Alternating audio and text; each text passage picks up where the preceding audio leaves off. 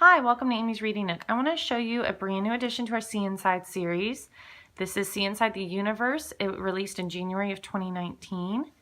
It is a beautiful nonfiction flat book where you will study lots of different topics about our universe. It has all the great flaps, really cool pictures, lots of information.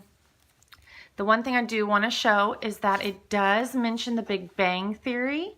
And for anyone who is more on the creationist side of belief, this may be a concern for you, but I do appreciate for you guys, it says no one knows. It's impossible to study, so no one will ever know.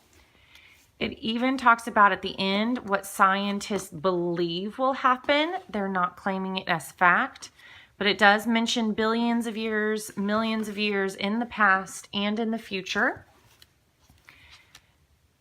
And then near the end, it talks about the brief history of anatomy, and it only goes back to the 2nd century. So it gives you a history from the 2nd century to 2013.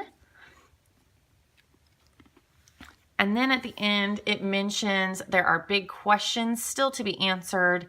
Perhaps one day you will be the person to find some answers. And it mentions the Big Bang, how big it is, what is dark matter.